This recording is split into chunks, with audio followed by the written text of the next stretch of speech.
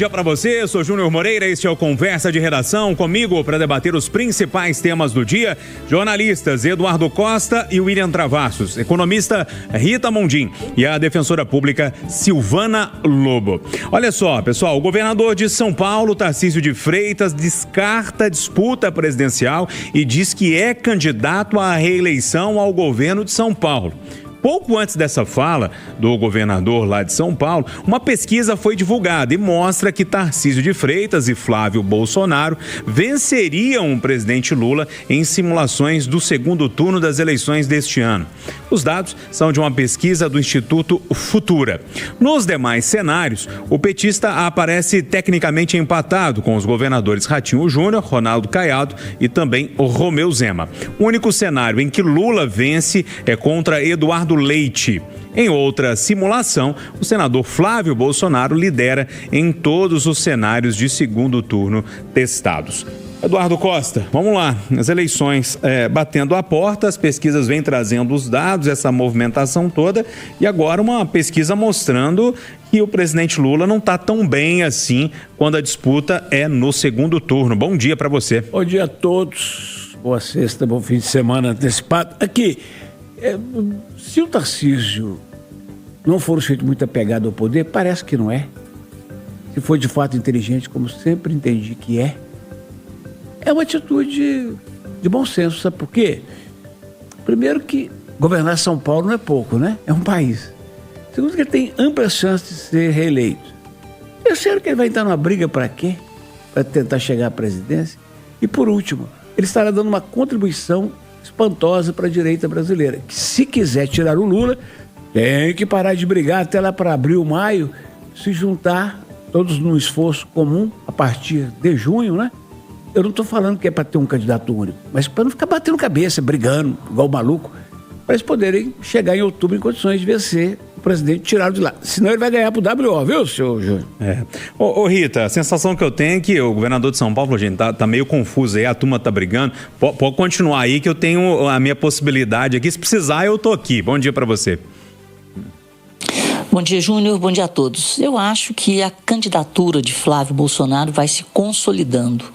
E Tarcísio de Freitas, aliado de primeira hora, né, de Jair Bolsonaro, da família Bolsonaro, ele vai sim trabalhar por Flávio Bolsonaro. E, Júnior, ser governador de São Paulo, meu filho, é um senhor cargo, né? E para o governo de São Paulo, eu acredito que ele não terá nenhuma dificuldade em se reeleger, dado o trabalho que ele tem feito lá. Portanto, são as peças se mexendo e o que eu tenho sentido é essa consolidação, essa busca da direita por uma candidatura forte. E o mercado já está precificando isso também. Ontem, o Flávio Bolsonaro, né, disse que está conversando muito com o Saxida. O Saxida era o braço direito do Paulo Guedes, ele foi, inclusive, ministro, foi presidente da Petrobras. Então, assim, as coisas vão caminhando, né, para a formação de uma equipe técnica antes mesmo do lançamento da candidatura de forma oficial. E eu acho que esse foi o ponto mais forte do governo Bolsonaro, reunir debaixo da sua asa técnicos competentes, né, com um currículo aí para qualquer um avaliar. Portanto, eu acho que a direita realmente está se unindo, não está se fragmentando e caminhando mesmo para a consolidação da candidatura de Flávio Bolsonaro. Bom, William, vamos lá, o governador de São Paulo dando um passo atrás nessa disputa e a pesquisa eleitoral mostrando o Flávio Bolsonaro bem também nessa disputa. Bom dia para você. Bom dia, Júnior Moreira, bom dia, bancada, bom dia os ouvintes da Itatiaia. A minha fala é para a turma da direita. Turma, calma, sem euforia. É a primeira pesquisa, né? Se você for pegar todos os outros institutos, colocam o Lula na frente. Inclusive, pesquisa dessa semana. Então a gente tem que ter um certo cuidado nessa guerra da informação, que a gente está no período, né, de eleição. Quando você começa a pesquisar sobre o instituto, você fala assim, ok, existem algumas algumas bolas quicando, dizendo, esse instituto pode ter uma relação política ou com um grupo X, Y, Z. Então a gente tem que ter muita calma e esperar uma nova pesquisa de um outro instituto para trazer esse recorte e falar o seguinte, realmente, né, o jogo está virando. Porque num primeiro momento você cria uma expectativa e dá já ganhamos. E de repente a história não é essa. E no ano de eleição a gente tem que entender que a contra-informação ou tudo que pode vir parar para você pode estar embrulhado por alguém com o objetivo de trazer uma mensagem. Então a gente tem que ter muito cuidado nesse ano de eleição com todas essas pesquisas e começar a comparar. Pesquisa A apontou isso, pesquisa B, ok. A gente tem 3 pesquisas apontando o mesmo cenário, então a gente está no caminho, está realmente o jogo virando. Tarcísio não vai abrir mão de São Paulo, amigo. Como é que o cara vai abrir o estado mais importante, né? Do país? Ele ali ganha, então deixa ele quieto ali, porque é uma maneira de fortalecer toda a base da direita. E aí, Silvana Lô, para a gente arrematar esse assunto, as pesquisas vão chegando, os dados também, a gente vai mastigando isso tudo, as relações políticas e, enfim, dados no mínimo interessantes por aqui. Bom dia. Bom dia, Júnior, bom dia aos amigos da bancada, inclusive a Rita, tem um tempão que eu não via ela, e bom dia para todo mundo. Como disse o Travassos aqui, ele começou assim, turma, calma, lembrei de Ronaldo Fenômeno, torcedores, calma, e o Cruzeiro se lascou todo depois desse trem. Enfim, o que eu penso é o seguinte, claro, já é ano eleitoral, mas nós estamos muito no início, tem muita água para rodar debaixo da ponte aí ainda, e acho que a cautela é boa. Eu fico muito triste que não seja o Tarcísio o candidato, porque eu acho que ele já demonstrou a competência dele em governar, né? Se é o maior estado do país, o de maior recurso econômico, a locomotiva do país, vamos dizer assim, eu acho que ele seria muito bom e seria um momento muito legal que a gente pudesse tê-lo como opção para poder votar, porque já é alguém que confirmou a sua competência em governar.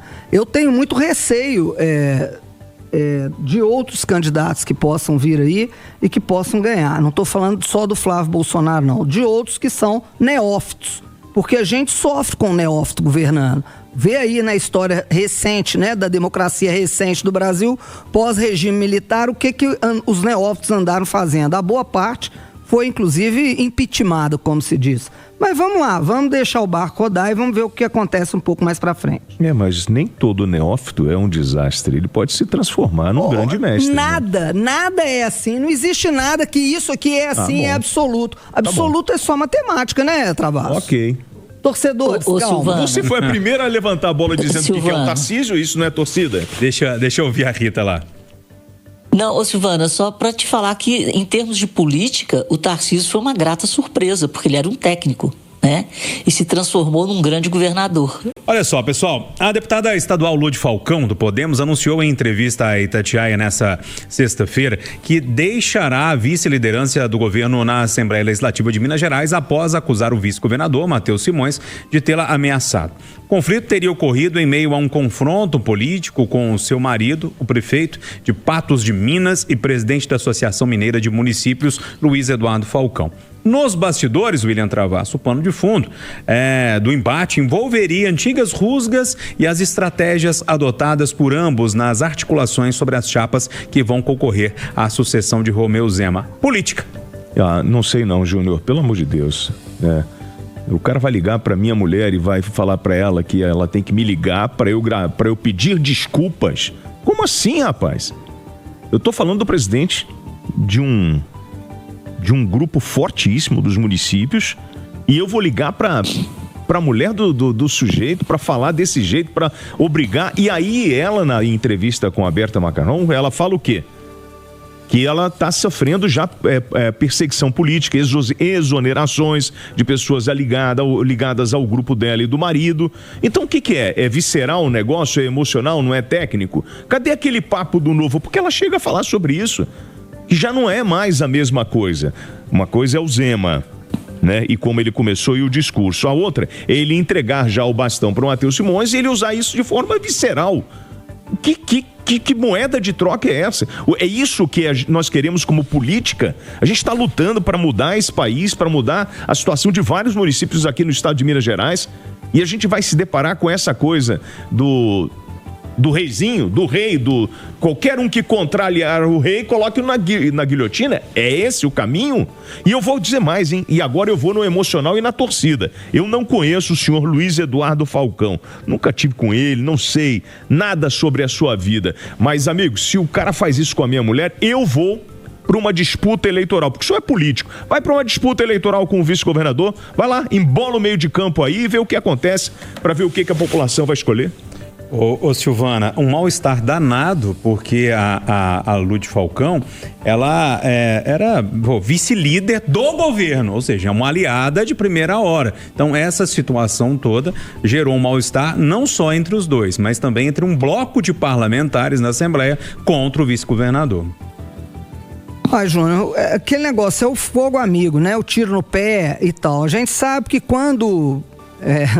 farinha pouca, meu pirão primeiro, né? Então todo mundo tá brigando aí para ver quem vai conseguir, e talvez isso seja por causa do resultado das pesquisas, voltando a falar das pesquisas, do Matheus Simões, né? No quadro hoje de candidatos, possíveis candidatos ao governo de Minas Gerais. Então isso pode ser ligado a isso, mas o ideal, né, gente, é conversa, né? Porque o governo tá com faca e queijo na mão aí, tá faltando uma candidatura de Jaez mesmo, para consiga alavancar, porque geralmente pode ser que não esteja em primeiro, pode ser que a oposição esteja e tal, mas geralmente a gente vê o candidato apoiado pela situação ou por aquele que está na máquina ter uma colocação mais interessante no governo, que não é na disputa, que não é o que a gente está vendo então. Então isso pode significar isso, sei lá, uma tentativa de união, né? Mas acho aí, mais ou menos, que agora o trem deu uma zangada, né? O negócio... E eu fico pensando mesmo como é que deve ser a casa da turma aí dos Falcão, né? Um é deputado, o outro é prefeito. Conversa no café da manhã, deve ser um trem danado. Só política. Ô Rita, um mal-estar danado que gerou entre parlamentares e o vice-governador. Pois é, Júnior. O que tem aí? Existe como a Silvana falou, existe uma coincidência. Ela é esposa do Falcão, mas ela é vice-líder do governo. Então, quando o Matheus pega o telefone e liga, de repente ele não está ligando para a esposa do Falcão, ele está ligando para a vice-líder do governo, que coincidentemente é a esposa do Falcão. E ela, como esposa do Falcão e não como vice-líder do governo, se sente ameaçada, porque a gente sabe que na política é assim que funciona, né? Tomar lá, dá cá. Infelizmente, eu disse aqui, eu não esperava essa atitude do vice-governador. Ele é uma pessoa de trato fino. E o que me surpreende é que ele também ainda não se manifestou. Mas a gente tem que entender que ela não é só esposa do Falcão. Ela é vice-líder do governo. E ele, como vice-governador e candidato, né, ele ligou para a vice-líder do governo. E ela se sentiu ameaçada. Mas ele estava, sim, pressionando a vice-líder do governo pela posição que ela estava tomando em relação ao marido. Desculpa, mas vocês lembram do que ela falou sobre o tom da ligação? Da arrogância dele? Eu estou vendo vocês duas... E parece que nada aconteceu. A gente não está falando sobre política, a gente está falando de uma postura de um homem ligando para uma mulher de forma agressiva, que foi isso que ela disse, e eu não vou acreditar no que ela está falando. Isso é no mínimo desrespeitoso. E o pior, ele não se pronuncia sobre isso, rapaz. Como é que... Você tá falando de um vice-governador que já assumiu o governo e está tratando uma mulher assim? O que eu posso esperar de uma liderança dessa? Me perdoem, desculpa. Deixa a Rita rematar. Não é questão de tratar uma mulher, não, William. É questão de tratar qualquer pessoa. O que eu estou dizendo, sendo mulher ou sendo homem, ela é vice-líder do governo. E na política é assim que funciona. Então você está sendo aí, no caso, não estou entendendo, não, sabe? Nós estamos falando de relações políticas. Rita, ele vice-governador, ela vice-líder do governo. E se ele fosse mulher? E se ela fosse homem? Nós estamos falando de questão de cobrança política. É sobre isso que nós estamos falando. Cobrança política, postura política. Da vice-líder, que coincidentemente é esposa do Falcão, que é presidente da Associação Mineira de Municípios. E nós estamos em eleição. E o Falcão quer também entrar nessa parada de ser candidato a vice ou a governador ou o que for. Então, o pano de fundo é político. Não se trata de homem, mulher, vice-governador. Aliás, trata-se de vice-governador conversando com a vice-líder. Eu só fico imaginando na luta que a gente tem, né? E na luta dessas mulheres para evitar assédio, agressões, né? Para evitar que o homem tome todas as decisões, né? E a mulher, eu não tenho lugar de fala nesse ponto, mas eu só fico indignado com a postura desse senhor em cima dessa mulher. Mas ela tomou as providências, e é isso que tá, ela não se submeteu. E nós não vamos entrar nessa discussão, não. Só para o Eduardo arrematar, quer falar sobre isso, Eduardo? Eu posso pular de tema? Você tá com preguiça, eu tô vendo sua cara. Bom, não faz isso não. O telefone, se o telefonema, se ocorreu nesses termos, eu espero que a assessoria de comunicação do governo dê uma resposta à altura. Assessoria essa que eu já falei N vezes aqui, é muito fraca, né? É uma marca do governo, exemplo. Eu espero que ela dê uma resposta à altura para o telefonema que foi desastroso. Agora, a prática, todos nós sabemos e acho que concordamos. Ela acontece em toda a administração pública, desde que eu comecei a cobrir a reportagem. O Júnior, prefeito, governador, presidente, ganhou, amigo, sai a turma toda e põe a nossa. Não votou do jeito que eu quero, sai demitindo tudo quanto é pessoa que tem algum vínculo contigo. É a prática. Ah, mas isso é nojo? Mas é a prática. E falar nessa prática, então a gente vai admitir, por exemplo, que uma liderança ligue para uma emissora pedindo a cabeça de um jornalista ou qualquer coisa que já aconteceu no passado, aqui no estado de Minas Gerais? Gente, seguinte, o decano do STF, ministro Gilmar Mendes, elogiou a Procuradoria-Geral da República por ter arquivado a representação de deputados de oposição contra o ministro Dias Toffoli. Os parlamentares pediam que Toffoli fosse afastado da investigação sobre as fraudes do Banco Master. Mas nos bastidores, Eduardo Costa, o ministro tem falado ali a interlocutores que aguenta, pode criticar que ele segue no caso. Ô Júnior, esse aguenta é muito relativo. Ô Júnior, a crise era de um banco eivado de irregularidade. E a crise virou do Supremo. Essa volta do Fachin para Brasília foi para combinar, um combinado, após que se reuniu lá ontem desesperadamente, e falaram assim, vamos dar uma moral para ele primeiro, depois ele sai do caso. Tem que sair. Se ele não sair do caso, aqueles 59% de mais vergonha do que orgulho do Supremo vão virar 90%. Agora, quem defendeu, quem elogiou o PGR? Gilmar Mendes. Eu só tenho certeza que está do lado do Toffoli. Agora, quem que soltou a nota como presidente? Fachin, cuja filha advogada trabalha no STJ, atua nas instâncias superiores. O STJ, Superior Tribunal de Justiça, tem 4 ministros sendo investigados onde? No Supremo. Então é o seguinte, sabe, é um negócio assim, uma região para ficar tudo bem. O Fachin está de parabéns é quando tenta fazer um código aqui nos moldes da Alemanha para ter o mínimo de decência nas cortes superiores. E aí eu me refiro a mulher, filhos, irmãos, parentes. Agora, é natural que o Moraes, cujo contrato da esposa e dos filhos é uma indecência, e o Gilmar, a carreira dele fala por ele, estejam do lado do Toffoli. Mas eu tenho certeza que dos 11, pelo menos 7, para não dizer 8, estão envergonhados e vão exigir uma providência. Ô, Júlio, eu tô convicto de que semana que vem o Toffoli vai sair do caso. Ô, Silvana Lobo, eu tenho um minutinho, mas eu queria te ouvir. Você é a operadora de direito da mesa? Ô, Júnior, rapidamente falando, pelo que o pedido do PGR, né, do Procurador da República, foi porque já existe uma investigação em relação a isso, já está aberto um outro procedimento. Então não é que ele abortou completamente essa possibilidade, não. Existe um procedimento correndo, e é esse procedimento que o Eduardo espera que na semana que vem tenha um indicativo para ele não ter que ser expulso do caso, que ele mesmo se manifeste nisso. Ô, gente, agora isso é imoral, né? Vamos ser sinceros. Posso fazer uma pergunta para a senhora? Sim, senhor. A senhora, como defensora pública, acha que se o Toffoli continua nesse caso, nós vamos ter moral para xingar um cara que já está com a vida desgraçada, morando na rua, quando ele arriscar a vida para roubar um cabo e deixar a gente sem energia? E a senhora acha que a polícia militar vai ter ânimo para ficar prendendo esse cara? De jeito nenhum, Eduardo. Basta ver que a gente tem precedente. O Alexandre de Moraes é vítima, julgou e condenou e está executando pena. Agora é assim, o cara ele é réu num processo e ele mesmo julga o processo. A senhora não acha que a OAB Nacional tá calada demais? Ué, é surda, muda e cega. Vocês e tá não tudo acham certo. que tá na hora de terminar o programa? Mano, falou quem pode, e aqui tem juiz, e aqui tem ordem. Isso. Ponto final, nosso Conversa de Redação, que teve Eduardo Costa, William Travassos, Rita Mundim e Silvana Lobo. Agora o Acirantão. Bom dia pra todo mundo, boa sexta-feira, bom fim de semana e juízo, hein, moçada?